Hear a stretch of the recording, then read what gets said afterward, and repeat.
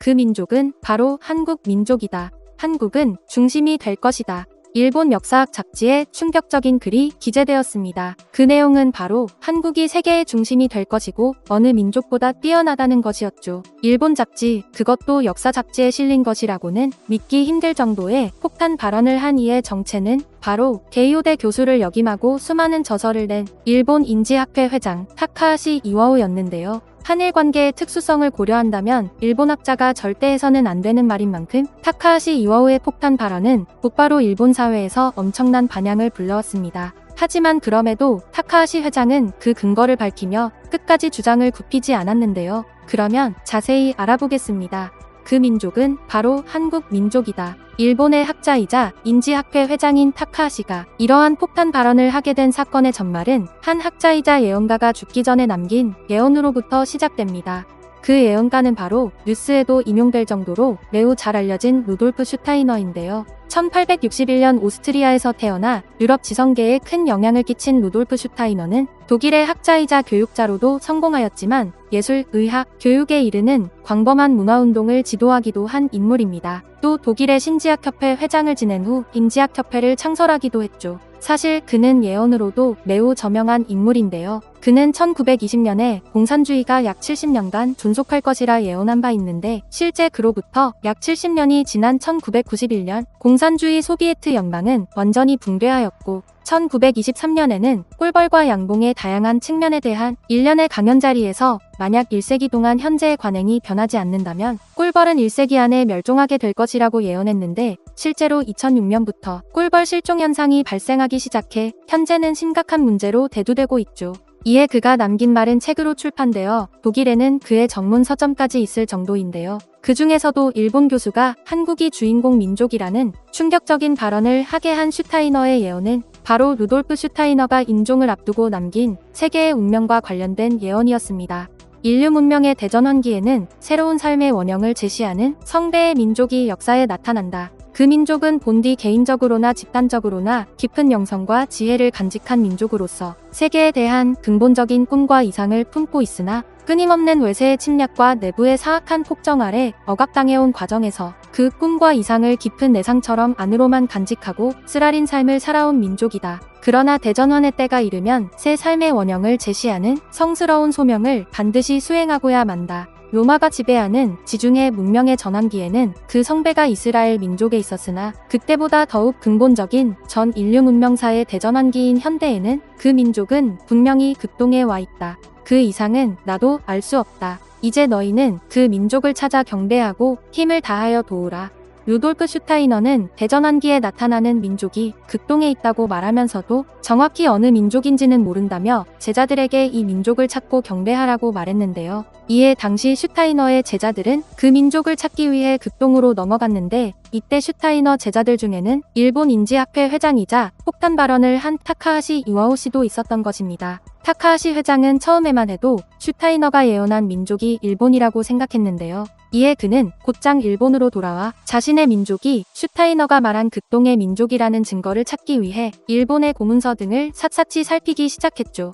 하지만 타카하시 회장은 고사기와 일본서기, 전설 등을 아무리 찾아봐도 슈타이너가 예언한 민족이 일본 민족이라는 증거를 찾을 수 없었다고 하는데요. 그도 그럴 것이 슈타이너의 예언에 따르면 대전환기 주인이 될 민족은 침략당하고 짓밟히면서도 복수를 하거나 죽이는 민족이 아닌데 일본은 침략으로 피가 흥건한 역사를 가지고 있기 때문이었습니다. 결국 러시아의 문헌까지 찾아가며 극동아시아를 샅샅이 살피던 타카하시 회장은 우연히 한국의 역사서를 접하게 되었고 슈타이너 예언의 민족이 바로 한민족이라는 사실을 문득 깨달았다고 하는데요.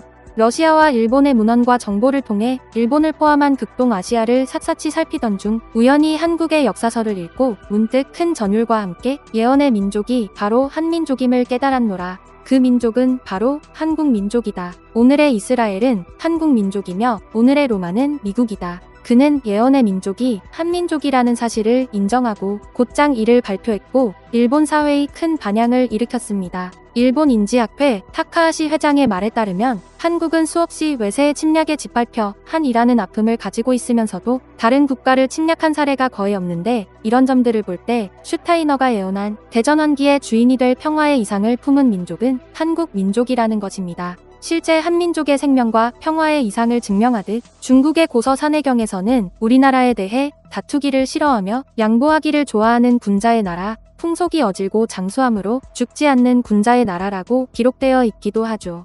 한편 우리나라의 탄허 스님 역시 대전환기 한국에 대해 비슷한 예언을 남겼는데요. 현재 지구의 축은 23.5도 기울어진 상태로 자전하고 있지만 미래에는 기울어진 자전축이 바로 서는 대격변이 일어날 것이다. 지구의 축이 바로 서면 윤달과 윤날이 없어지고 극한과 극서의 혹독한 기후가 없어진다. 이에 북극 빙하가 녹게 되어 전 지구적에 엄청난 지각 변동이 올 것이다. 지구 표면에는 큰 변화가 발생하여 대참사가 연속적으로 일어나고 전 지구적 차원의 대재앙으로 인해 인류의 70% 정도가 사망한다. 이 대재앙 때 한반도는 지구의 중심 주축에 위치하여 한국인이 가장 많이 살아남고 피해도 가장 적다. 한반도는 동쪽 지역의 백리가 바닷속으로 침몰하게 되는데 대신 한반도 서쪽 지역에 200리 해저가 드러나 육지로 변하기 때문에 한반도의 영토는 지금보다 훨씬 넓어진다. 한편 일본은 가장 불행한 나라가 될 것이다. 일본은 고대부터 문화를 전파시켜준 한국을 지난 500년 동안 49차례에 걸쳐 침략해왔다. 이에 동양 사상의 근본 원리인 인과법칙이 적용되어 일본은 엄청난 환란을 겪게 될 것이다. 일본의 3분의 2가 물에 잠겨 영토가 3분의 1밖에 남지 않는다. 또 일본인들은 한국으로 피난을 올 것이며 일본은 독립을 유지하기에는 너무 작은 영토밖에 남지 않기 때문에 한국의 영향권 내로 들어오게 된다. 그리고 중국은 민족 간의 갈등이 격화되어 여러 개의 나라로 분열된다. 중국은 56개의 소수민족으로 이루어진 나라이기 때문에 태생적으로 분열될 수밖에 없는 운명을 타고났다.